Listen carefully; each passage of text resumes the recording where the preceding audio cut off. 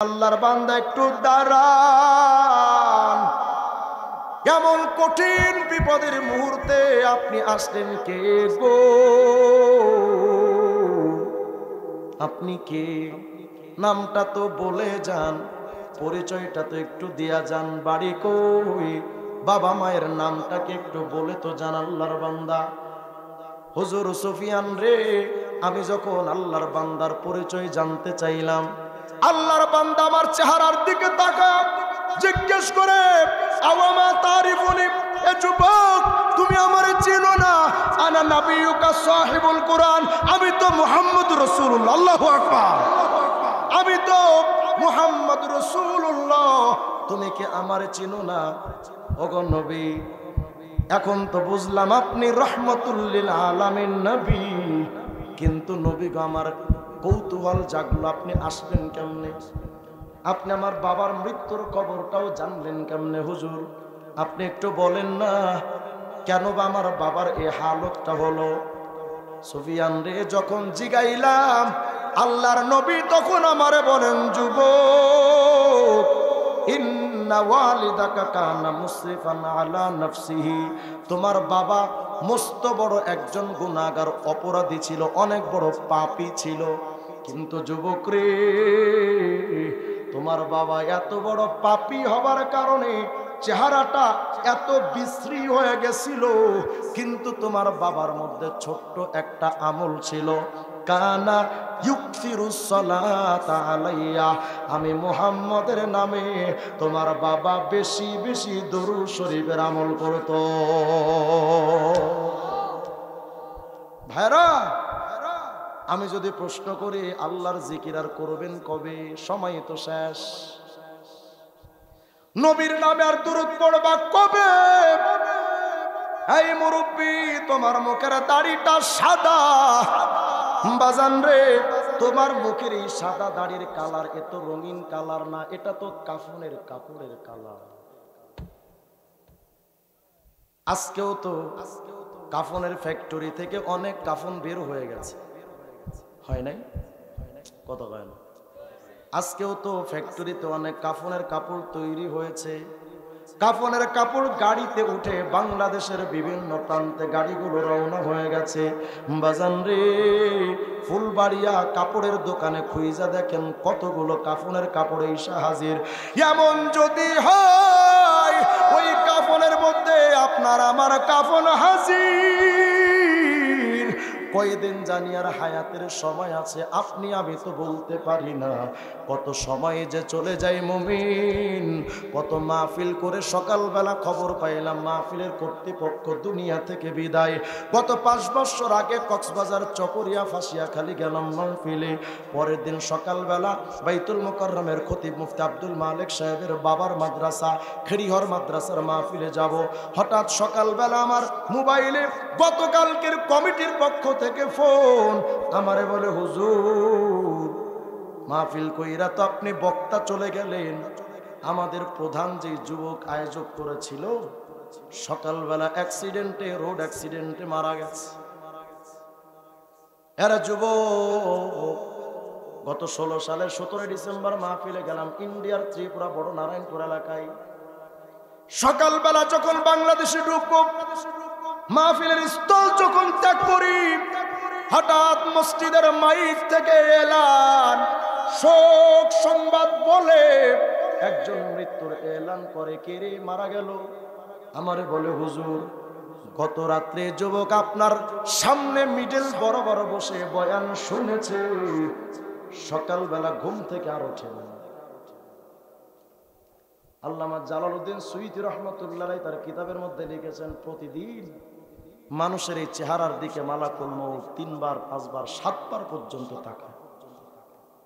তাকায় যদি দেখে হায়াত নাই, টাস করে জানটা কবজ করে মালাকুল মউত ফেরেশতাদের কাছে দিয়া দেয়। হয়তো ইল্লিয়িন নাইলে তো সিজ্জিন, জানটা কবজ কইরা মালাকুল মউত যায় না, ঘরের চৌকাঠের উপরে দাঁড়ায় রয়।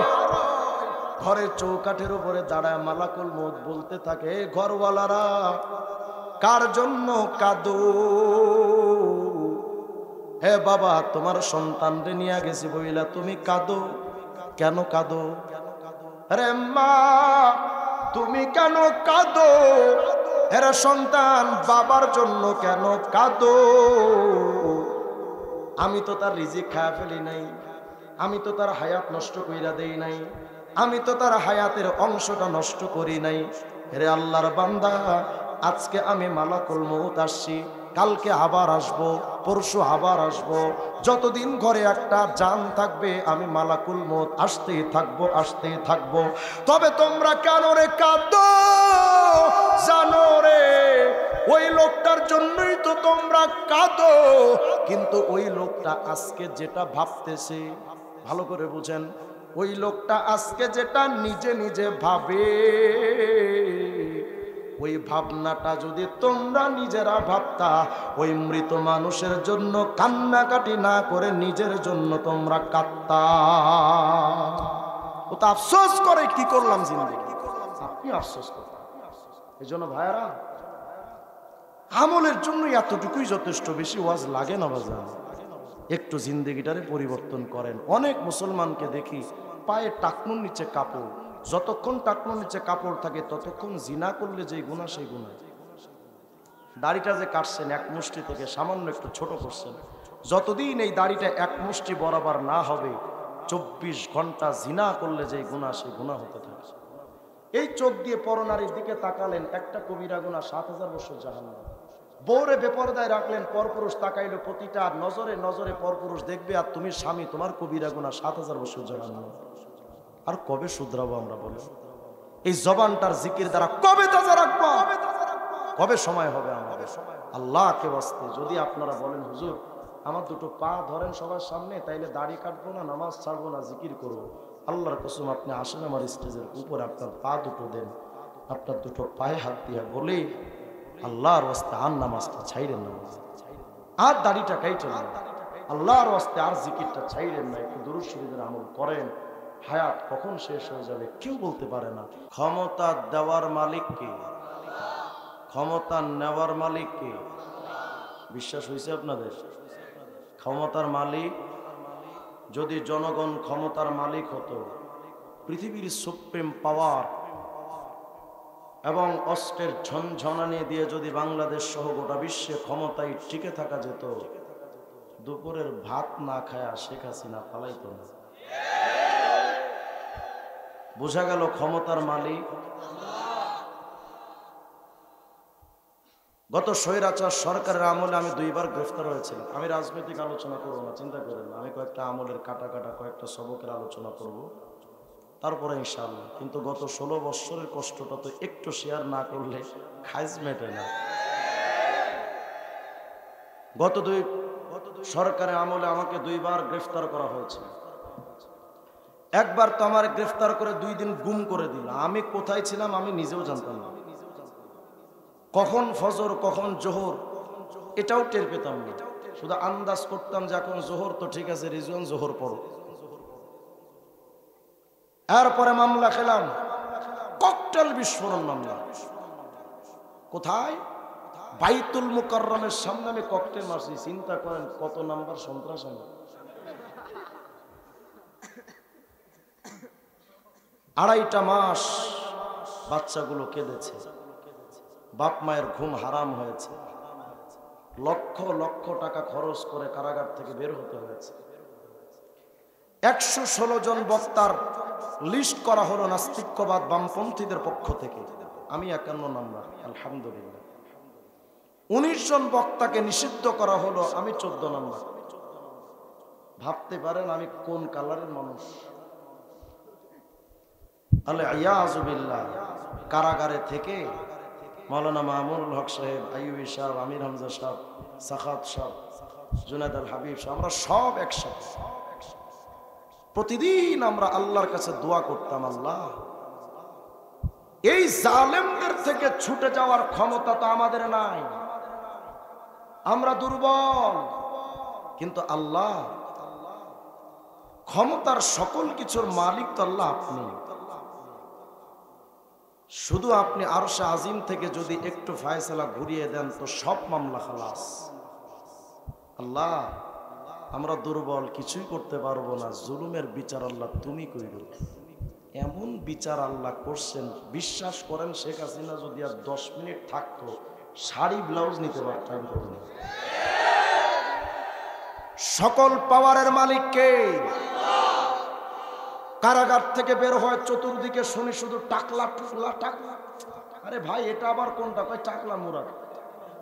কি সমস্যা? কয় সংবিধানে আল্লাহর নাম বিসমিল্লাহ রাখা যাবে না। আমি সেই সময় কারাগার থেকে বের হয়েই বলেছিলাম, তোর ওই সংবিধানে আমার আল্লাহর নাম থাকলেও কি আর না থাকলেও কি, আমার আল্লাহ তো আল্লাহই। সাতবক জমিন আসমানের প্রতিটা ইঞ্চি মাটি তসবিহ পড়ে কার? সে আল্লাহর নামটা সংবিধানে না থাকলে আমার আল্লাহর কিচ্ছু আসে যাবে না। সকল পাওয়ারের মালিক কে? তোমরা দালালি করেছিলে কার? বাংলাদেশের নেতারা দালালি করেছিল। কখনো বা মাথা খারাপ ডোনাল্ড ট্রাম্পের আমেরিকা, কখনো দালালি করা হয়েছিল বাংলাদেশের 52-54 বৎসরের স্বাধীনতার ইতিহাসে। কখনো দালালি হয়েছে লাল কুত্তার আমেরিকা, কখনো দালালি হয়েছে চুংচাং ভুংভাং চাইনা, কখনো দালালি হয়েছে গরুর মুখ খাওয়া ইন্ডিয়ার দাদার। আমরা দালাল কার? বলেন আমরা দালাল কার? আমরা পৃথিবীতে কোন নেতার রক্ত চক্ষুকে পরোয়া করে চলিনি, চলবো না। যেই নেতা আমার আল্লাহর সাথে পাল্লা দিতে চাবে ওই নেতাকে জীবন্ত পুঁতে ফেলা হবে। কোন নেতা রক্ত চক্ষু দিয়ে আমার ইসলামের আলেম ওলামারা ভয় করে চলতে পারে না। আগাম ভবিষ্যতে যারাও ক্ষমতা আসবেন তাদের এটা সবক নেওয়া দরকার। বাংলাদেশ ইসলামের জমিন। এই বাংলাদেশ শাহজালাল ইয়ামানির বাংলাদেশ, শাহপরানের বাংলাদেশ, শাহ তামাদ্দুনের বাংলাদেশ, হাফেজ হুজুরের বাংলাদেশ, শাইখুল হাদিস আল্লামা আজিজুল হকের বাংলাদেশ। এই বাংলাদেশে আলেমদের হাতে হাত করা লাগা কোন স্বৈরাচার টিকতে পারেনি, ভবিষ্যতে কেউ পারবে না। আচ্ছা চলেন তো, যারা আল্লাহর নামটা সংবিধানে রাখতে চায় না, কেউ কেউ তো গত সরকারের আমলে একজন নারায়ণগঞ্জের মেয়র আইভি বলেছিল, মরার সময় যেন আমার মুখে শেষ শব্দ জয় বাংলা হয়। আমি বলেছিলাম আমিন, আল্লাহ কবুল করুক। কথা কয় না। আমরা জয় বাংলা না কালেমা? বলেন বলেন, জয় বাংলা না কালেমা? চলেন, যাদেরকে আপনারা এত চামচামিয়া দালালি করেন তাদের ইতিহাসটা আপনাদেরকে শোনায়, আর আমরা যে মালিকের জিকির করি, মালিকের গোলামি করি, আমার সে মালিকের কথা কিছু শোনায়। তোমাদের রাজত্বের পরিধি কতটুকু, আমার আল্লাহর রাজত্বের পরিধি কত বিস্তৃত, একটু শোনায়া মূল আলোচনাটা হলো এই বিস্তৃত জমিন আসমান শোনানোর পর আপনাদেরকে কিছু আমলি সবক থাকবে, ভূমিকা স্বরূপ এগুলো জানতে হবে। প্রথমত শোনেন, উঠে যাবেন না তো আপনারা? রাত তো এখন 12:30 বাজে, চলবে? মনোযোগ দেন। কেউ উঠাউঠি করলে আমার মনে হবে যেন আমি বিরক্তির কারণ হচ্ছে।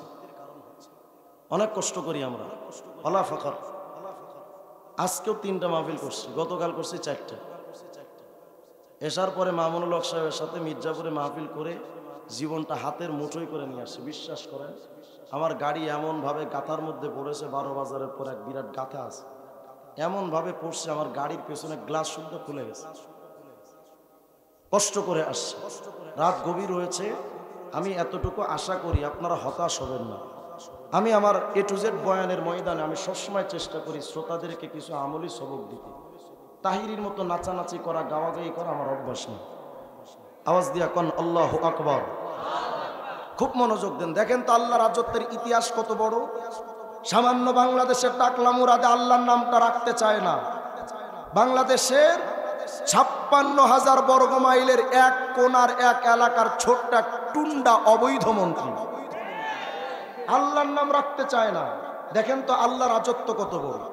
এই বাংলাদেশ তো মাত্র 56,000 বর্গ মাইল। এই 56,000 বর্গ মাইলের বাংলাদেশটা কত বিশাল। টেকনাফ টু তেতুলিয়া এত বিরাট বিস্তৃত বাংলাদেশ। বিজ্ঞান বলে দেখো মিয়া চান্দু, বাংলাদেশটা যত বড় হোক না কেন, পৃথিবীটা কত বড় জানো?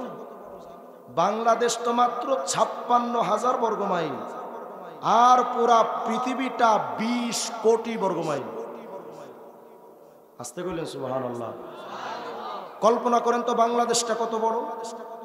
বিজ্ঞান বলে মিয়া আশ্চর্য হওয়ার কিছু নেই, যেই বাংলাদেশটা 20 কোটি বর্গ মাইলের পৃথিবী, মাথার উপরে যে ছোট্ট একটা টাকার কয়েনের মতো সূর্য দেখো, আল্লাহর সৃষ্টি, এই বিরাট সূর্যটা পৃথিবীর চাইতে 13 লক্ষ গুণ বড়। কি ভাবতেছেন মোটামুটি দেওয়ান বাকি পীর সাহেবের ফ্যাটের মতো? আওয়াজ দিয়ে বলেন আল্লাহু আকবার।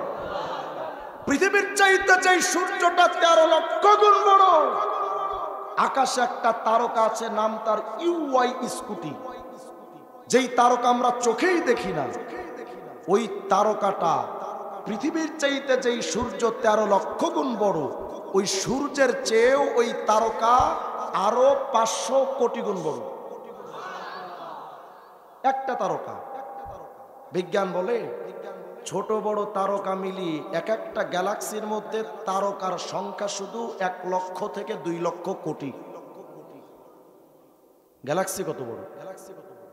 শুধু তারকা নয়, চাঁদ, সূর্য, তারকা, ধূমকেতু, মাঝে মাঝে বিরাট বিরাট স্পেস, এই সব কিছু মিলিয়ে একটা গ্যালাক্সি। তো গ্যালাক্সির পেটটা কত বড়! সৌর বিজ্ঞানীরা বলেছেন মিয়া আশ্চর্য হওয়ার কিছু নেই। এই গ্যালাক্সিটা যত বড়, গ্যালাক্সিটা থাকে গ্যালাক্সি গুচ্ছের মধ্যে। এক একটা গ্যালাক্সি গুচ্ছের মধ্যে এত বিরাট বিরাট গ্যালাক্সি থাকে অন্তত 15,000 কোটি। গ্যালাক্সি গুচ্ছ কত বড়! এত বিরাট গ্যালাক্সি গুচ্ছ, যার পেটের মধ্যে থাকে তার নাম মহাগ্যালাক্সি। কত বড়!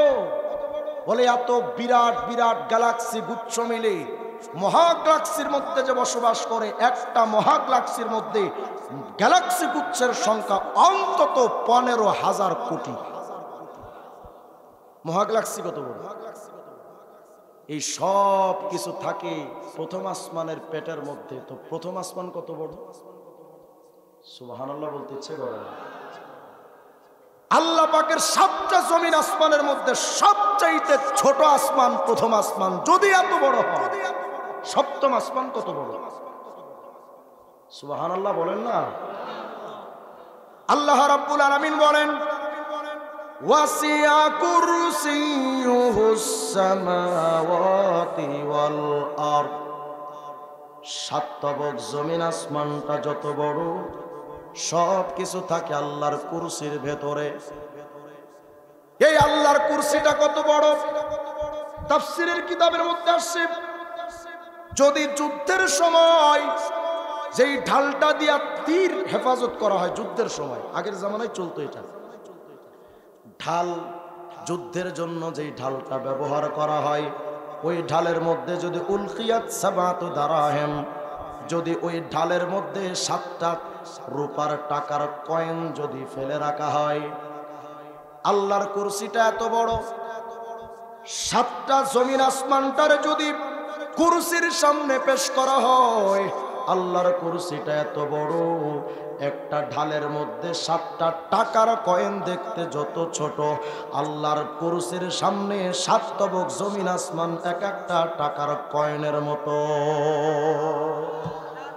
আল্লাহর কুরসিটা কত বড়! আর আল্লাহর কুরসি তো বাদ দেন, ইসরাইল এক রাওয়াত শোনেন, পয়গম্বর মুসা আল্লাহকে একদিন বলেন, রব এত বিরাট আসমান জমিন বানাইছো, আসমান জমিন বানায় তো আপনি বলছিলেন আসমান জমিন ইতিয়াতু আন আও কারাহা, এই আসমান জমিন আমি আল্লাহর কথা মতো চল। রব্বুল আলামিন আসমান জমিন তো আপনার কথা মতো চলে, কিন্তু আল্লাহ আমি মুসার একটা প্রশ্ন হলো, ইন আসায়াক, যদি আসমান জমিন আপনার কথা না মানতো তো আপনি করতেনটা কি? রব্বুল আলামিন আসমান জমিন যদি আপনার কথা না শুনতো কি করতেন? আল্লাহ পাক বলেন, মুসা কি মনে মনে ভেবেছো আসমান জমিন সবচাইতে বড় সৃষ্টি মুসা, এইটা মনে করছো? শোনো রে মুসা, স্পেশাল ব্রাঞ্চের মধ্যে আমি আল্লাহ পাক কিছু পশু বানায় রাখছি, কিছু পশু। ওই এক একটা পশু কত বড় জানো? আয় মুসা, সাত তবক জমিন আসমান যদি আমার কথা না মানত, লাউ কুনতু আমরু দাব্বাতাম মিন দাওয়াবি ফাতাবতালিহুমা। আরে মুসা, সাত তবক জমিন আসমান আমার কথার অমান্য করলে, আমি আল্লাহ যদি আমার স্পেশাল ব্রাঞ্চের কিছু পশুরে যদি একটা পশুরে যদি শুধু হুকুম করতাম যে পশু আসমান জমিন আমার কথা শোনে না, এরে মুসা জানো ওই আসমান জমিন এত বড়, ওই পশুটা এত বড়, সাত তবক জমিন আসমান তারে একটা লোকমা বানায়া আমার ওই একটা পশু গিলে ফেলাই তো তার গলায় আটকাতো না। পশুটা কত বড়? তো মুসা আলাইহিস সালামকে আল্লাহ আপনি কি করেন? ফাইনা দাব্বা, তুই এত বড় বড় পশু আপনি রাখছেন কই? আল্লাহ বলেন মুসারি ফি মারজিম মিন মুরুজি, আমি আল্লাহর অনেক ময়দান আছে, একটা ময়দানের মতো কোন রকম ঢুকায় রাখছে। আল্লাহ পাকের কুরসিটা যত বড়, এবার দেখেন তো আরশটা কত বড়। টাকলা মুরাদে যে কয় আল্লাহর নামটা সংবিধানে রাখবো না, কোন আল্লাহর সাথে কথা কয়? আল্লাহর কুরসিটা দেখেন তো কত বড়। তাফসীরের কিতাবের মধ্যে আসছে সাত তবক জমিন আসমান যে কুরসির সামনে এক একটা টাকার কয়েনের মতো, ওই কুরসিটা আরশ আজিমের সামনে যদি রাখা হয়, আল্লাহ পাকের আরশ আজিমটা এত বড়। তাফসীরের কিতাবের মধ্যে আসে হাতের একটা আংটি যদি চাটিয়াল কোন মরুভূমির ময়দানে যদি ফেলে রাখা হয়, এরা ইমানদার, আল্লাহর আরশে আজিমের সামনে আল্লাহর কুরসিটা কত বড় জানো? চাটিয়াল এক মরুভূমির ময়দানের ভেতরে একটা আংটি দেখতে যতটা ছোট, আল্লাহর আরশে আজিমের সামনে আল্লাহর কুরসিটা দেখতে ছোট্ট এক আংটির মতো। আল্লাহু আকবার! আল্লাহর আরশটা কত বড়। এবার শোনেন আল্লাহ পাকের আরশটা আরো কত বড়। বিরক্ত হচ্ছেন না তো আপনারা? আর একটু 2-5 মিনিট পরে আমার মূল আলোচনায় যাই, আগে শুনেন আরশটা কত বড়। তাফসীরে কুরতুবীর 9 নম্বর খণ্ডের 95 নম্বর পৃষ্ঠার বর্ণনা। সাত তবক জমিন আসমানের উপর আল্লাহর কুরসি, তারও কত উপর আল্লাহর আরশ। ওই আরশের নিচে একটা জায়গার নাম হলো সিদরাতুল মুনতাহা, যেখানে জিবরাইল আলাইহিস সালামের বসবাস।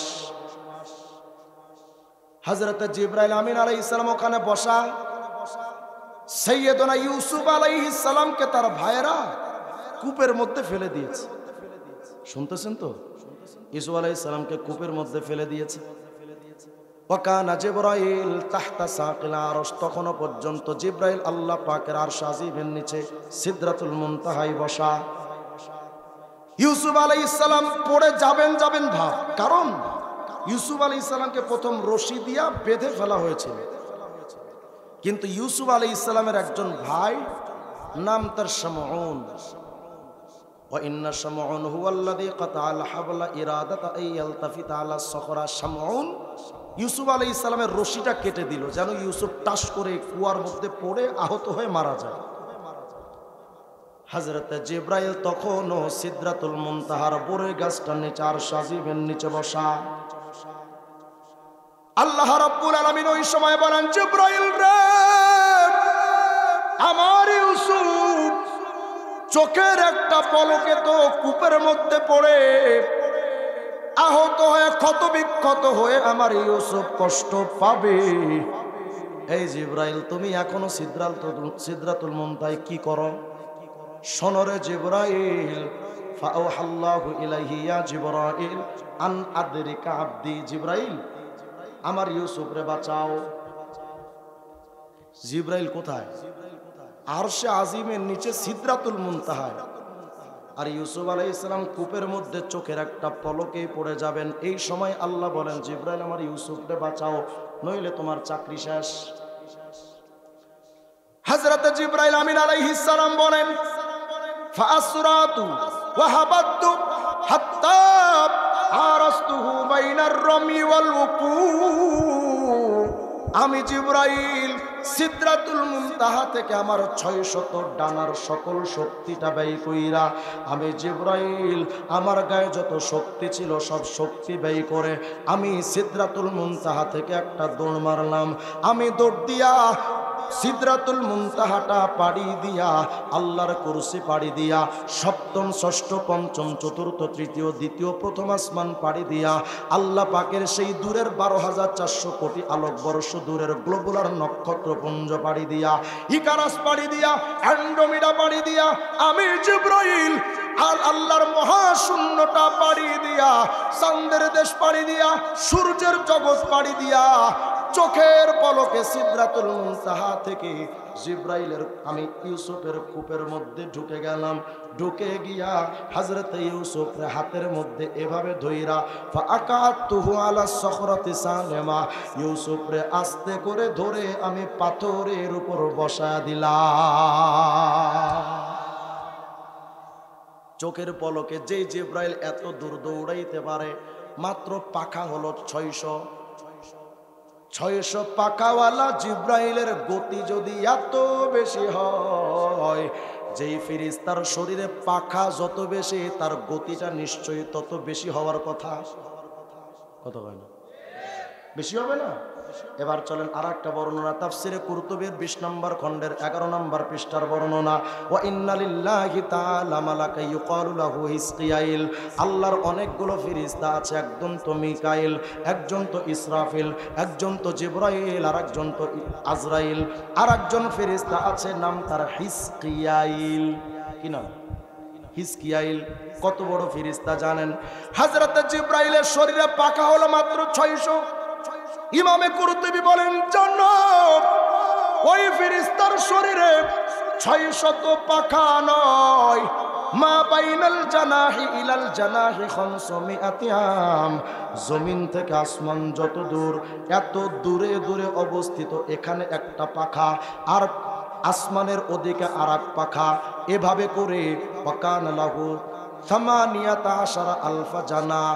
এত বিরাট দূরত্বের মাঝখান দিয়া এত দূরত্ব, কিন্তু ওই শরীরের ওই ফেরেশতা হিসকিয়াইলের শরীরে পাখার সংখ্যা অন্তত 18,000। তো ফেরেশতা তো বিরাট বড় না? জিবরাইলের তো 600 পাখা, এত পাওয়ার। তো যেই ফেরেশতার শরীরে পাখা 18,000, তার পাওয়ারটা কত? ফাখাতারা লাহু খাতির, ওই ফেরেশতার মধ্যে একদিন একটা বিষয়ের উদ্রেক হলো। এই মিয়া, সামনে বিরাট একটা আমলের সবক আছে, মনোযোগ দেন। ওই ফেরেশতার অন্তরে একটা বিষয়ের উদ্রেক হলো, এই মিয়া তুমি তো আল্লাহর এত বড় সৃষ্টি, তো আল্লাহ পাকের আরশ তো এত বড়, আজ পর্যন্ত কেউ তো পুরো আরশ ঘুরা দেখতে পারে নাই। হাল তাকদির আন তুবসিরাল আরশ জামিয়া, তুমি কি চাইলে পারবা আল্লাহর পুরো আরশে আজিমটা ঘুরে দেখতে? যদি পারো তো একটু দৌড় দিয়ে দেখো না, পারো কিনা আল্লাহর পুরো আরশটা ঘুরে দেখতে। তো ফেরেশতা মনে মনে ভাবলেন, ঠিকই তো, আমি তো আল্লাহর বিরাট সৃষ্টি, চাইলেই তো পারি, একটু দৌড় দেই না। আল্লাহ যখন দেখলেন ফেরেশতা আমার আরশে আজিম কত বড় দেখতে চায়, এবার আল্লাহ দেখলেন বেয়াকুফ, 18,000 পাখা লইয়া আমার আরশে আজিম ঘুরে দেখতে চাই। ফাজাদাহুল্লাহু আজনিহাতাম মিথলাহা, আল্লাহ তারে অনুগ্রহ করে আরো 18,000 পাখা অতিরিক্ত দান করলেন। ফাকানা লাহু 36 আলফা জানাহ, আগে ছিল পাখা 18,000, এবার পাখা হলো 36,000। ফাআওহাল্লাহু ইলাইহি আইয়ুহাল মালাক, এবার আল্লাহ তারে বললেন ফেরেশতা আমার আরশ না দেখতে চাও? ঠিক আছে, এবার একটু দৌড় দাও।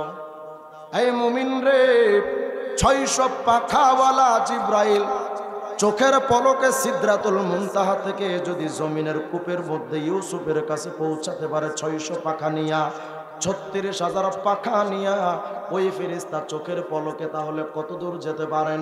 দৌড়াইলে কত দূর যেতে পারেন? ইমামে কুরতুবী বলেন, তবে শোনরে মিয়া, যে ইউসুফ যে জিবরাইল এত দৌড়াইতে পারে, হিসকিয়াইল তো তার চাইতে অনেক বেশি দৌড়াইতে পারে। কিন্তু রে শোনো, ফাতারা মিকদার 20 আলফা সানা, ওই ফেরেশতা 36,000 পাখা লইয়া আল্লাহর আরশ আজিমটার তারে দেখার জন্য একটা দৌড় মেরেছে।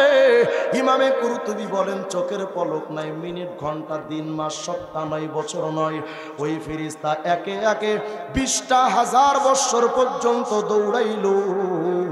ফালাম ইয়াবলুগ রাসা কাইমাতিন মিন কাওয়াইমিল আরশ, আল্লাহ পাকের আরশে আজিম পুরাটা দেখা দূরের কথা, 20,000 বছর দৌড়াইয়াও আরশে আজিমের একটা খুঁটির গোড়া থেকে আগা পর্যন্ত যেতে পারে নাই। আল্লাহু আকবার। আল্লাহ দেখলেন যে বেচারা তো ব্যাকুল হয়ে গেছে। এবার ফাজাদাল্লাহু আজনিহাতান ফিল আজনিহাতি ওয়াল কুওয়া, আল্লাহ আরো পাখা দিলেন, আরো শক্তি দিলেন। ওয়া আমারা লাহু আয়াতির, আল্লাহ এবার বললেন তুমি এবার দৌড়াও। ফাতারা মিকদারা 30,000 সানাতিন উখরা, ওই ফেরেশতা আবার 30,000 বছর দৌড়াইছে। ফালাম ইয়াসিল আইজন, কিন্তু গোড়া থেকে একটা খুঁটির আগায় যেতে পারে নাই। পরে একটা শব্দ ওই ফেরেশতা উচ্চারণ করেছিলেন, যেটা আমার মূল বলা উদ্দেশ্য। ওই ফেরেশতা ওই সময় একটা তাসবিহ পড়েছিলেন, সুবহান রাব্বিয়াল আলা। জানেন না? জানেন না আপনারা? সিজদার মধ্যে যেটা পড়ি সুবহান রাব্বিয়াল আলা, এই তাসবিহটা পড়লেন। আল্লাহ রাব্বুল আলামিন তখন বলেন ফেরেশতা লাউ তিরতাব ইলা নাফখিস সূর, এর ফেরেশতা 50,000 বছর দৌড়াইছো, খুঁটির একটা গোড়া থেকে আগা পর্যন্ত যেতে পারো নাই। এই ফেরেশতা শোনো, 50,000 লক্ষ বছর নয়, কিয়ামতের আগ পর্যন্ত যদি ফেরেশতা তুমি দৌড়াইতে থাকো, আমি আল্লাহর আরশে আজিমটা এত বড়, লাম তাবলুগ সাকা আরশি, সারা জীবন কিয়ামত পর্যন্ত দৌড়াইবা, কিন্তু আমার আরশে আজিমের গোড়া পর্যন্ত পৌঁছাতে পারবা না। আরশে আজিমটা কত বিশাল, কেনই তথ্য দিলাম এবার শুনেন। তাফসীরে রুহুল মানির খণ্ড 10 পৃষ্ঠা 410 বর্ণনা। মায়ার নবী হযরত জিবরাইল আমিনকে একদিন বলেন, রে ভাই জিবরাইল রে, আখবির আন সাওয়াবি মান ক্বালা সুবহান রাব্বিয়াল আলা ফি সুজুদিহি ওয়া ফি গায়রি সুজুদিহি। হে জিবরাইল, যে ফেরেশতা হিজকাইল বলেছিলেন সুবহান রাব্বিয়াল আলা, এই তাসবিহটা আমার কোন উম্মত যদি একবার পড়ে, চাই সে সিজদায় পড়ুক অথবা সিজদার বাহিরে পড়ুক, জিবরাইল রে, এমন এক এই তাসবিহটা যদি আমার কোন উম্মত একটা বার পড়ে, তো বলো না আমার উম্মতের আমল নামায় কতটুকু নেকি হবে। হযরত জিবরাইল বলেন, ইয়া রাসূলুল্লাহ, নবী গো, মা মিন মুমিনিন ওয়ালা মুমিনা ইয়াকুলুহা ফি সুজুদিহি ওয়া ফি গায়রি সুজুদিহি, ওগো আল্লাহর নবী, আপনার কোন উম্মত যদি সিজদার ভিতরে অথবা সিজদার বাহিরে একবার যদি পড়ে সুবহান রাব্বিয়াল আলা, নবী গো কত নেকি হয় শুনবেন নাকি? তো শোনেন গো নবী। ইল্লা কানাত লাহু ফি মিজানিহি আথকালু মিনাল আরশ ওয়াল কুরসি ওয়া জিবালিদ দুনিয়া। ওগো নবী, পৃথিবীর সমস্ত পাহাড়গুলোর যদি একত্রিত করা হয়, কইরা আল্লাহ পাকের মিজানের একটা পাল্লায় যদি রাখা হয়, 7 তবক জমিন আসমান যে কুরসির সামনে 7টা টাকার কয়েনের মতো, ওই কুরসিটাও ধইরা যদি মিজানের একটা পাল্লায় রাখা হয়, শুধু তাই নয় গো নবী, আল্লাহর বিরাট আরশ আজিম, পুরা আরশ আজিমটারে ধইরা যদি আল্লাহর ওই মিজানের পাল্লায় রাখা হয়, নবী গো, একটা মিজানের পাল্লায় আল্লাহর আরশ, কুরসি আর পৃথিবীর পাহাড় যদি রাখা হয়, আর সুবহান রাব্বিয়াল আলা একবার পড়লে যেই নেকিটা হয়, এই নেকিটা যদি মিজানের আর একটা পাল্লায় রাখা হয়, নবী আমি জিবরাইল বলে গেলাম, শোনেন, এই মিজানের 2টা পাল্লার ভেতরে পৃথিবীর পাহাড় আর কুরসি আরশকে নিয়া মিজানের পাল্লাটা উপরে উঠে হালকা হয়ে যাবে। একবার সুবহান রাব্বিয়াল আলা বলার নেকির পাল্লাটা ভারী। আস্তে কোন সুবহানাল্লাহ বলেন তো, সুবহান রাব্বিয়াল আলা। আবার বলেন, আবার বলেন, লস না লাভ, লস না লাভ। কত মিনিট সময় লাগছে? 1 সেকেন্ড। সর্বোচ্চ 1 সেকেন্ড, আধা মিনিট মিনিট লাগছে, আধা সেকেন্ড লাগছে মিয়া। 1 সেকেন্ডে যদি এত বিরাট নেকি হয়, তো মুরব্বি বিড়ি যে টানেন কত নেকি। দোকানে, চায়ের দোকানে বৈশাখে গিবত করেন, ও ভালো না, ও খারাপ, ও চোর, ও বাটপার, ও এটা, ও জুলুম, এইটা সেটা, সারাদিন বসে যে গিবত করেন, প্রতিটা শব্দে শব্দে আপনার মনে হয় লাখ খানিক নেকি। কত নেকি হয়? মনে করেন আপনি শুধু বললেন আশরাফ আমার ছাত্র ভাই, বলতে সমস্যা নাই, আমি বললাম আশরাফ ভালো না, 1 সেকেন্ড সময় লাগলো। বলেছি আশরাফ ভালো না, 1 সেকেন্ড সময় লাগলো। বিনিময় আল্লাহর নবী বলেন এই একটা শব্দ যে কইলা একটা কবিরা গুনাহ হলো, বিনিময় 7000 বছর জাহান্নাম।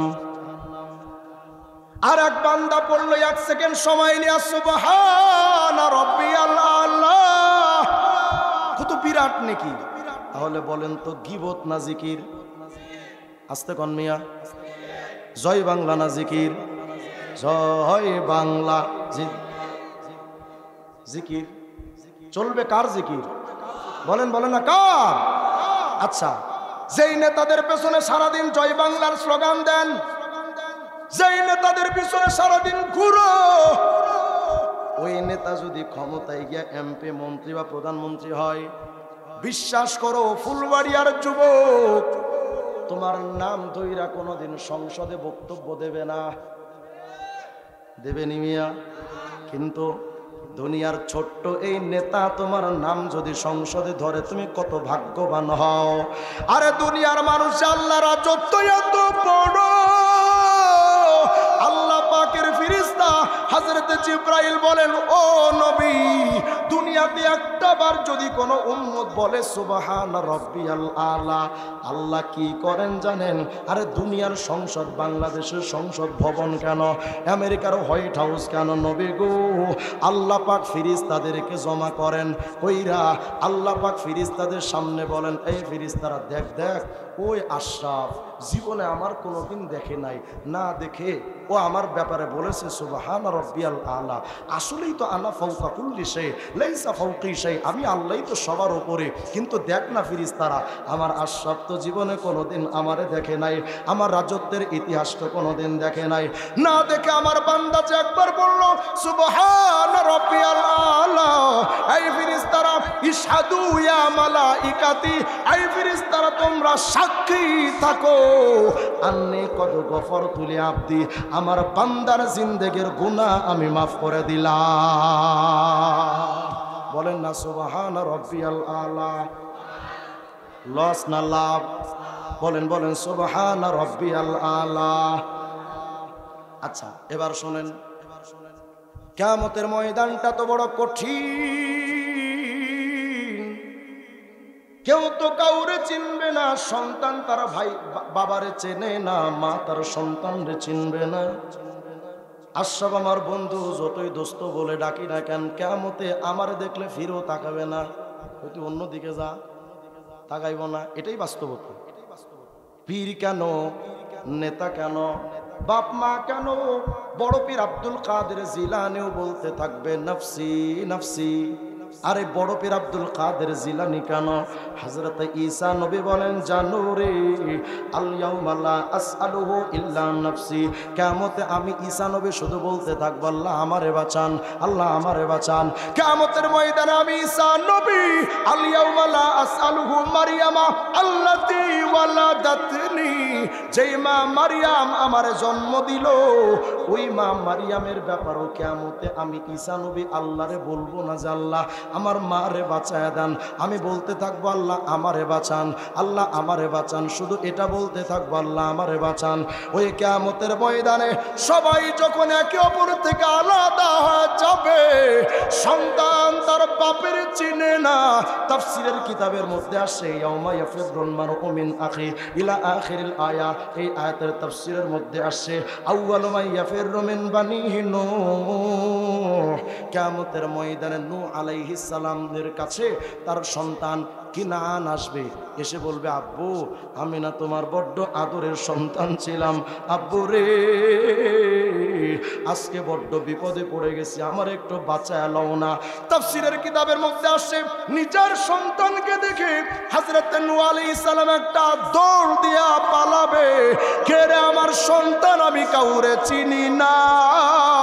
ওই কিয়ামতে যখন কেউ কারো আপন থাকবে না, আল্লাহ বলেন ফাইদা নুফিখা ফিস-সূর ফালা আনসাবা বাইনাহুম, সিংহায় ফুৎকার দিলে কেউ কাউরে চেনে না। হযরত জিবরাইল বলেন নবী গো, দুনিয়াতে একবার যদি কেউ পড়ে সুবহান রাব্বিয়াল আলা, ও নবী ওই উম্মতের ব্যাপারে কিয়ামতে কি হবে জানেন? এমনি তো দুনিয়ায় থাকতে আল্লাহ ক্ষমার ঘোষণা দেন, আর কিয়ামতে ফাইদা মাতা, ওই বান্দা যখন মারা যাবে জারাহু মিকাইল কুল্লা ইয়াউমিল কিয়ামা, ওই বান্দার কিয়ামতে আপন বলে যখন কেউ রবে না, কিয়ামতের ময়দানে ওই বান্দার সাথে হযরত মিকাইল আলাইহিস সালাম নিজে দেখা সাক্ষাৎ করতে আসবে।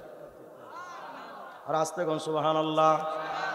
দেখা করতে এসে হামালাহু আলা জানাহি, নিজের ডানার উপরে ওই বান্দারে উঠায় নেবে। আর আস্তে গন সুবহানাল্লাহ।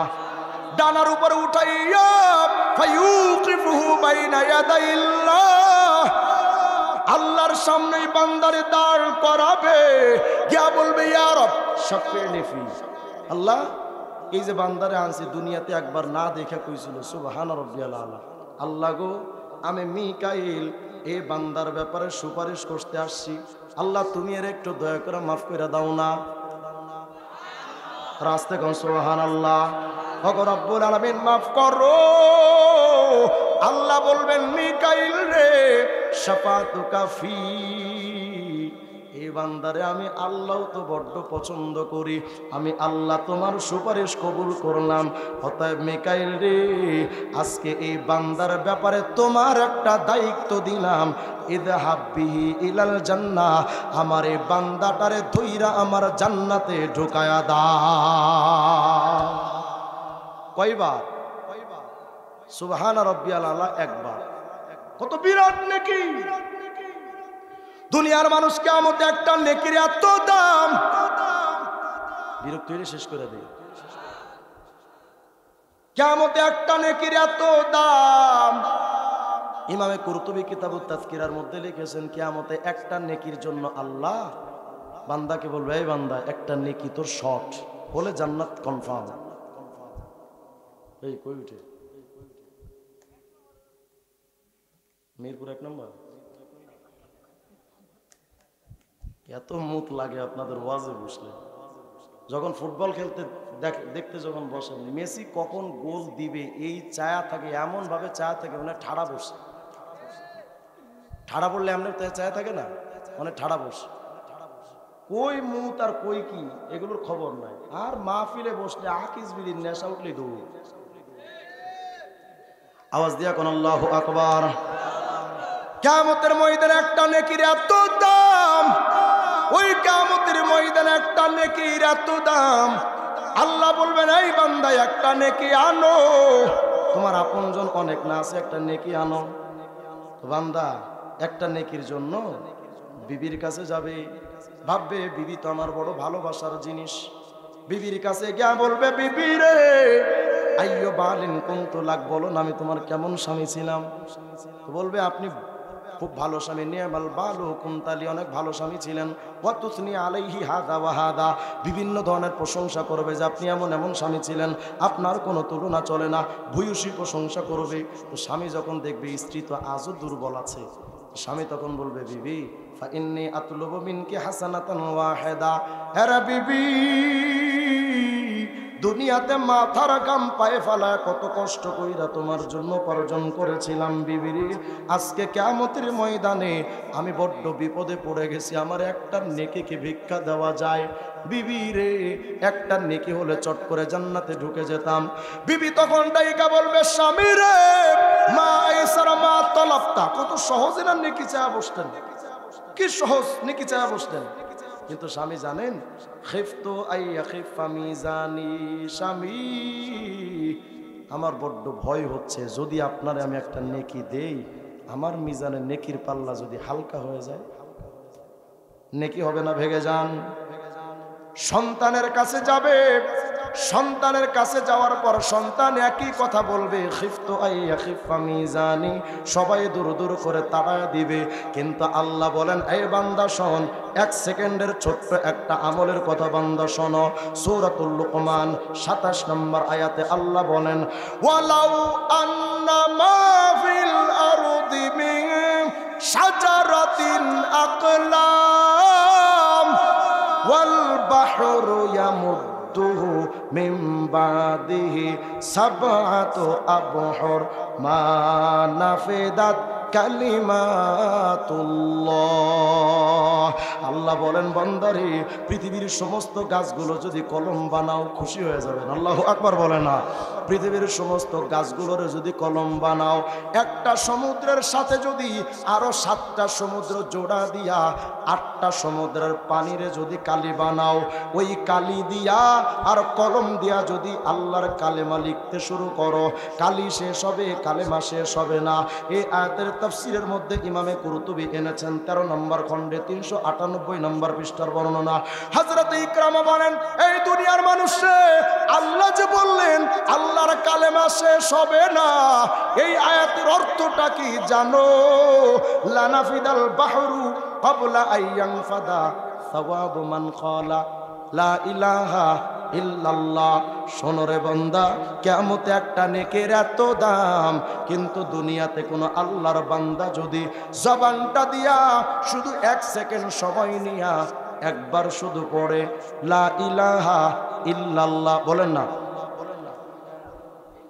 লা ইলাহা ইল্লাল্লাহ, আল্লাহর কোন বান্দা যদি এই কালেমাটা শুধু 1 সেকেন্ড সময় নিয়ে একটা বার কয়, হযরত ইকরামা বলেন, সূরা লুকমানের 27 নং আয়াত দিয়ে আল্লাহ এটাই বোঝাতে চান, 8টা সমুদ্রের পানির কালি শেষ হয়ে যাবে, কিন্তু একবার কালেমা তৈয়বার জিকিরের নেকি লেখা শেষ হবে না। একবার কালেমা তৈয়বা লা ইলাহা ইল্লাল্লাহ, খবর নাই কত বিরাট নেকি, মুসলমানের কোনো খবর নাই, খেলাই খেলাই কত সময় চলে যায়, আল্লাহর জিকিরের সময় হয় না। আর একটা আমল শোনেন, ইমাম রাজি তাফসিরে রাজির খন্ডাক 225 নম্বর পৃষ্ঠার বর্ণনা। ইমাম রাজি বলেন, শোনো, আলহামদুলিল্লাহ সামানিয়াতু আহরুফ, আলহামদুলিল্লাহ শব্দটার মধ্যে 8টা হরফ আছে। কয়টা? আলিফ লাম হা মিম দাল লাম লাম হা, বলেন তো কয়টা? ইমাম রাজি বলেন, শোনো, ওয়া আবওয়াবুল জান্নাতি সামানিয়া, জান্নাতের দরজাও কিন্তু 8টা। আল্লাহু আকবার। ইমাম রাজি বলেন, শুনো, যে আলহামদুলিল্লাহর 8টা হরফ আছে, এই মিয়া ফামান ক্বালা হাদিহি সামানিয়া আসফাই কলবিহি ইস্তাহাক্কা সামানিয়াতা আবওয়াবিল জান্নাহ। আল্লাহর কোন বান্দা যদি ওই 8 হরফের আলহামদুলিল্লাহ পরিষ্কার অন্তর নিয়া একটা বার যদি কয়, আল্লাহর জান্নাতের 8টা দরওয়াজা টাস টাস করে খুলে যায়। কয়বার আলহামদুলিল্লাহ? কত সময় লাগে? একটা মানুষকে নিয়ে গীবত করতে তো মিনিমাম 10 মিনিট লাগে। কত নেকি আলহামদুলিল্লাহ একটা বার বলাই, কত নেকি, সুবহানাল্লাহ বলেন না। আর একটা আমল দেই, হযরত সুফিয়ান আস-সাউরি যুগের শ্রেষ্ঠ বুজুর্গের নাম, বিশিষ্ট তাবিব, অনেক বড় এক মুহাদ্দিস ছিলেন হযরত সুফিয়ান, বিরাট বড় একজন মুফাসসির ছিলেন হযরত সুফিয়ান আত-তাওরি। আল কাউলুল বাদী নামক কিতাবে ইমাম যাহাবী ঘটনাটা নিয়ে আসছেন। ছোট্ট একটা ঘটনা, কিন্তু ঘটনা বলা আমার উদ্দেশ্য না, বিরাট বড় একটা আমল আছে এটার মধ্যে, মুমিন খুব মনোযোগ দেন। হযরত ইমাম সুফিয়ান বলেন, জানো, আমি বাইনামা আনা বিত-তাওয়াফ, আমি একদিন পবিত্র কাবা শরীফের তওয়াফ করতেছিলাম। ইদ রাআইতু রাজুলান লা ইয়ারফু কদামান ওয়া লা ইয়াদাউ কদামা ইল্লা ইউসাল্লি আলান নবী সাল্লাল্লাহু আলাইহি ওয়াসাল্লাম। আমি যখন তওয়াফ করতেছিলাম, আমি তাকায়া দেখি আমার সামনে একটা যুবক, শুনতেছেন তো আপনারা, আমার সামনে একটা যুবক তওয়াফ করতেছে কাবা শরীফ, পা উঠায় আল্লাহুম্মা সাল্লি আলা মুহাম্মদ, আবার পা নামায় আল্লাহুম্মা সাল্লি আলা মুহাম্মদ। প্রতিটা কদমে কদমে এক একবার দুরূদ শরীফ পড়ে। তা আমি সুফিয়ান আস-সাউরি দেখলাম যুবক সুবহানাল্লাহ পড়ে না, আলহামদুলিল্লাহ পড়ে না, সারাক্ষণ শুধু দুরূদ পড়ে। আমি সুফিয়ান ওই যুবকটার কাছে গেলাম, গিয়া যুবকরা জিজ্ঞেস করলাম, ইয়া হাদা তারাকতা তাসবিহ ওয়া তাহলিল, এই যুবক আমি তোমার দিকে তাকায় তো দেখতে পাচ্ছি তুমি সুবহানাল্লাহ পড়ো না, আলহামদুলিল্লাহ পড়ো না, কিন্তু কদমে কদমে শুধু দুরূদ শরীফ পড়ো, কারণটা কি? হাল ইনদাকা ফি হাদা মিন শাই, বলো না এর মধ্যে কোনো গোপন রহস্য টহস্য আছে কিনা? এদিক মনোযোগ দেন, এর মধ্যে কোনো গোপন রহস্য টহস্য আছে কিনা? তুমি তো সুবহানাল্লাহ পড়ো না, আলহামদুলিল্লাহ পড়ো না, শুধু দুরূদ শরীফ পড়ছো, কারণটা কি? কোনো গোপন কথা থাকলে আমাকে একটু বলো না। যুবক ডেকে বলে, মান আনতা ইয়া আব্দুল্লাহ, ইয়া আল্লাহর বান্দা আপনি কে? আপনার নাম কি? বলে আনা সুফিয়ান আস-সাউরি, আমি সুফিয়ান আস-সাউরি। ওই জামানার সুফিয়ান সাউরি এত বড় আল্লাহওয়ালা, এত বড় প্রসিদ্ধ এক ব্যক্তির নাম। বর্তমানের আহমদ শফি সাহেব যেমন বিখ্যাত, মাওলানা মামুনুল হক সাহেব যেমন বিখ্যাত, ওই জামানার সুফিয়ান আস-সাউরি তেমন বিখ্যাত এক ব্যক্তিত্বের নাম। বর্তমানে মিডিয়ার যুগে তো মানুষের ফেসের সাথে নামের সাথে ফেস দেখা যায়, ওই জামানায় তো মিডিয়া নাই, নামে চিনত কিন্তু চেহারাই চিনত না। যুবক জিজ্ঞেস করে, হুজুর আপনি কে? বলে আমি সুফিয়ান আস-সাউরি। যুবক ডেকে বলে, হুজুর লাউলাকা গরীবুন ফি আহলি জামানিকা লামা আখবারতুকা আন হালি ওয়ালা ইত্তালাতুকা আন খবরি। হুজুর আপনি যদি এত বড় একজন জগৎ বিখ্যাত আলেম না হতেন, আপনি যদি এত বড় একজন বিরল ব্যক্তিত্বের অধিকারী না হতেন, এত বড় আলেম যদি না হতেন, আমার এই গোপন খবরটা আমি আপনাকে কোনোদিন বলতাম না। হুজুর আমার একটা গোপন খবর, এই যে দুরূদ পড়ি, আমার দুরূদ পড়ার ভিতরে গোপন যে খবরটা আছে জানেন হুজুর? খরাজতু আনা ওয়া ওয়ালিদি হাজ্জাইনি ইলা বাইতিল্লাহিল হারাম। কোন একটা বছর আমি আমার বাবারে লইয়া হজবত পালন করার জন্য মসজিদে হারাম কাবার দিকে যাচ্ছিলাম। আমার বাবার আমি একসাথে রওনা। ওই জামানায় তো আবাসিক হোটেলের ব্যবস্থা নাই যে ক্লান্ত হলে আবাসিক হোটেলে থাকবে। তাবু গাইরা মরুভূমির মধ্যে তাবু গেড়ে আমরা সেখানে অবস্থান করে করে হজ করতাম। হুজুর আমার বাবা হঠাৎ ক্লান্ত হয়ে গেল, তাবুটা গেড়ে আমার বাবারে আমি তাবুর মধ্যে ঢুকালাম। তাবুর মধ্যে যখন ঢুকালাম, হঠাৎ ফামারিদা ওয়ালিদি, আমার বাবা অসুস্থ হয়ে গেল। ফাকুনতু ইনদা রাসিহিল ওয়ালিজা, আমার বাবারে সেবা করার জন্য তার মাথার কাছে দাঁড়ায় গেলাম। মাথাটা একটু টিপে দিব, মাথায় একটু পানি দিয়ে দিব, একটু তেল পানি দিয়ে দিব। বাবা অসুস্থ হয়ে গেছে, আমি বাবার মাথার কাছে দাঁড়াইলাম। হুজুর ফামাতা ওয়ালিদি, হঠাৎ তাকায় দেখি আমার বাবা দুনিয়ায় নাই, মৃত্যুবরণ করছে। আমার বাবা ইন্তেকাল করলেন। আমি হতভাগা সন্তান, এই মরুভূমির মধ্যে বাবারে লইয়া কেমনে দাফন কাফন করব? বড্ড বিষণ্ণ মনে, অশান্ত হয়ে গেল আমার প্রাণটা মনটা। হুজুর কি করব আমি কিছুই ভেবে পাচ্ছিলাম না। কিন্তু হুজুর বড় দুঃখজনক কথা, আমার বাবার ইন্তেকালের পর তাকায় দেখে ওয়াসওয়াদ্দা ওয়াজহুহু, আমার বাবার চেহারাটা বিভৎস হয়ে গেছে, কালো বিশ্রী হয়ে গেছে। আর এক বর্ণনায় আসছে ফি সূরাতি খিনজির, শুয়োরের মতো চেহারা হয়ে গেছে।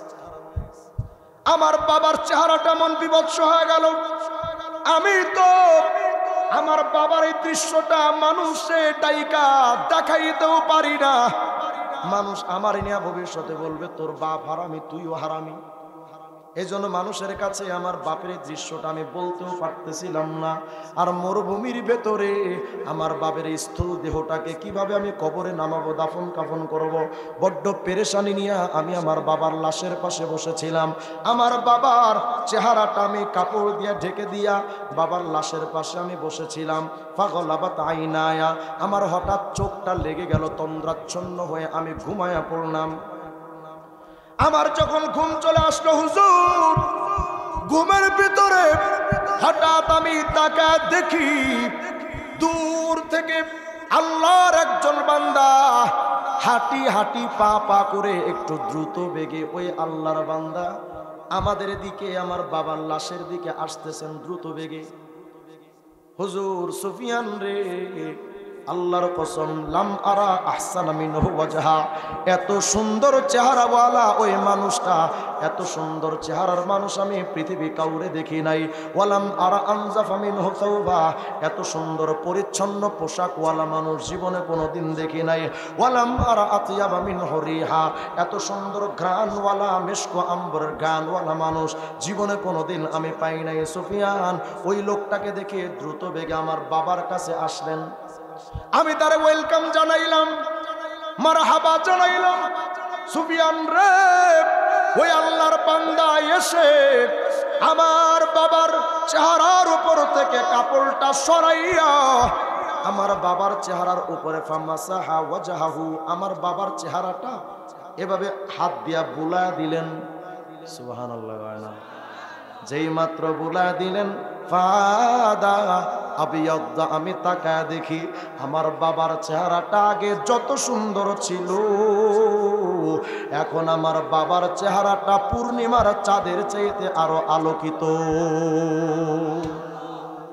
ফাওয়াল্লা মুদবিরা, এই কাজটা কইরা দেখি লোকটা দ্রুত গতিতে চলে যাচ্ছেন। আমি তো মনে মনে ভাবলাম, এত কঠিন সময় যে লোকটা আমার উপকার করলো রে, ওই লোকটা যদি এভাবে চলে যায়, পরিচিত যদি না হই, এটা নাফরমানি ছাড়া কিচ্ছু না। ফাআখাযতু বিসাউবি বিনাসিয়াতি সাউবিহি, আমি আল্লাহর বান্দার কাপড়ের একটা অংশ টেনে ধরলাম। ধইরা আমি বললাম, আল্লাহর বান্দা একটু দাঁড়ান, এমন কঠিন বিপদের মুহূর্তে আপনি আসলেন কে গো? আপনি কে? নামটা তো বলে যান, পরিচয়টা তো একটু দিয়া যান, বাড়ি কই, বাবা মায়ের নামটাকে একটু বলে তো যান আল্লাহর বান্দা। হুজুর সুফিয়ান রে, আমি যখন আল্লাহর বান্দার পরিচয় জানতে চাইলাম, আল্লাহর বান্দা আমার চেহারার দিকে তাকায় জিজ্ঞেস করে, আওয়ামা তারিফুনি, এ যুবক তুমি আমারে চিনো না? আনা নাবিয়ুকা সাহিবুল কুরআন, আমি তো মুহাম্মদ রাসূলুল্লাহ। আল্লাহু আকবার, আমি তো মুহাম্মদ রাসূলুল্লাহ, তুমি কি আমারে চিনো না? ওগো নবী, এখন তো বুঝলাম আপনি রহমাতুল লিল আলামিন নবী, কিন্তু নবী গো আমার কৌতূহল জাগলো, আপনি আসলেন কেমনে? আপনি আমার বাবার মৃত্যুর খবরটাও জানলেন কেমনে হুজুর? আপনি একটু বলেন না, কেন বা আমার বাবার এই হালতটা হলো?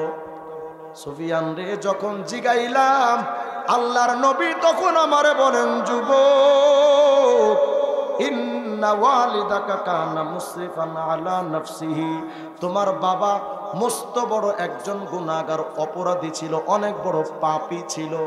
কিন্তু যুবক রে, তোমার বাবা এত বড় পাপী হবার কারণে চেহারাটা এত বিশ্রী হয়ে গেছিল, কিন্তু তোমার বাবার মধ্যে ছোট্ট একটা আমল ছিল, কানা ইউকসিরুস সালাতা আলাইয়া, আমি মুহাম্মদের নামে তোমার বাবা বেশি বেশি দরুদ শরীফের আমল করত।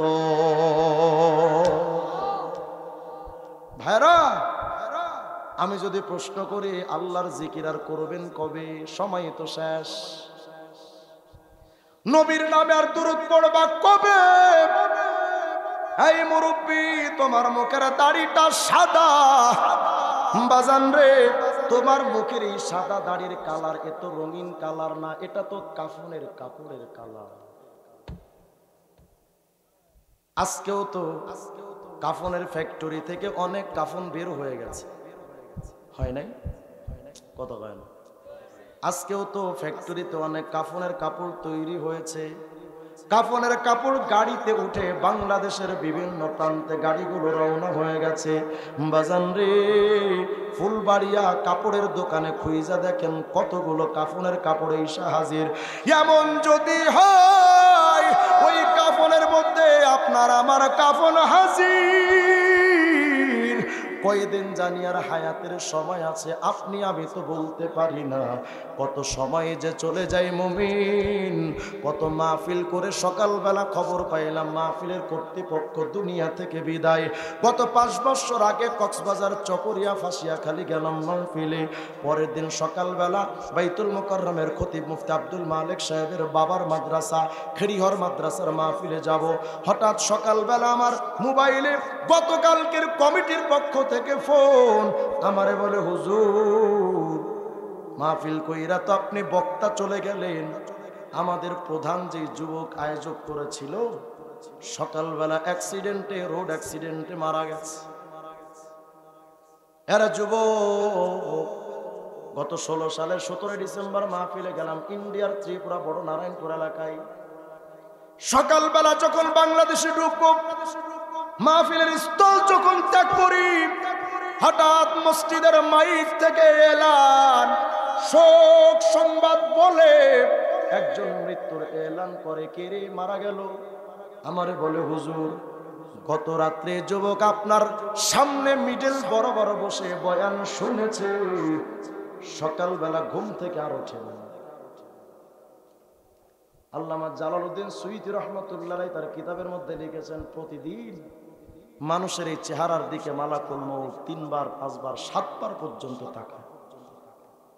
তাকায় যদি দেখে হায়াত নাই, টাস করে জানটা কবজ করে মালাকুল মউত ফেরেশতাদের কাছে দিয়া দেয়। হয়তো ইল্লিয়িন নাইলে তো সিজ্জিন, জানটা কবজ কইরা মালাকুল মউত যায় না, ঘরের চৌকাঠের উপরে দাঁড়ায় রয়। ঘরের চৌকাঠের উপরে দাঁড়ায় মালাকুল মউত বলতে থাকে, ঘরওয়ালারা কার জন্য কাঁদো? হে বাবা তোমার সন্তানরে নিয়ে গেছি বইলা তুমি কাঁদো কেন? কাঁদো রে মা তুমি কেন কাঁদো? এরা সন্তান বাবার জন্য কেন কাঁদো?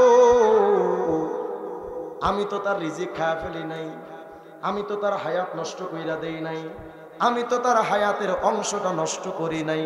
রে আল্লাহর বান্দা, আজকে আমি মালাকুল মউত আসছি, কালকে আবার আসবো, পরশু আবার আসবো, যতদিন ঘরে একটা জান থাকবে আমি মালাকুল মউত আসতেই থাকবো, আসতেই থাকবো। তবে তোমরা কেন রে কাঁদো?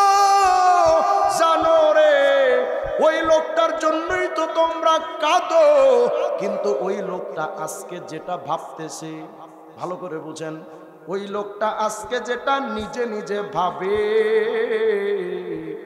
ওই ভাবনাটা যদি তোমরা নিজেরা ভাবতা, ওই মৃত মানুষের জন্য কান্নাকাটি না করে নিজের জন্য তোমরা কাঁদতা। ও তো আফসোস করে কি করলাম জিন্দেগি, আপনি আফসোস করেন। এই জন্য ভাইয়ারা আমলের জন্য এতটুকুই যথেষ্ট, বেশি ওয়াজ লাগে না বাজার। একটু জিন্দেগিটারে পরিবর্তন করেন। অনেক মুসলমানকে দেখি পায়ে টাকনুর নিচে কাপড়, যতক্ষণ টাকনুর নিচে কাপড় থাকে ততক্ষণ জিনা করলে যে গুনাহ সেই গুনাহ। দাড়িটা যে কাটছেন এক মুষ্টি থেকে সামান্য একটু ছোট করছেন, যতদিন এই দাড়িটা এক মুষ্টি বরাবর না হবে 24 ঘন্টা জিনা করলে যে গুনাহ সেই গুনাহ হতে থাকে। এই চোখ দিয়ে পরনারীর দিকে তাকালেন, একটা কবিরা গুনাহ 7000 বছর জাহান্নাম। বউরে বেপরদায় রাখলেন, পরপুরুষ তাকাইলো, প্রতিটা নজরে নজরে পরপুরুষ দেখবে, আর তুমি স্বামী, তোমার কবিরা গুনাহ 7000 বছর জাহান্নাম।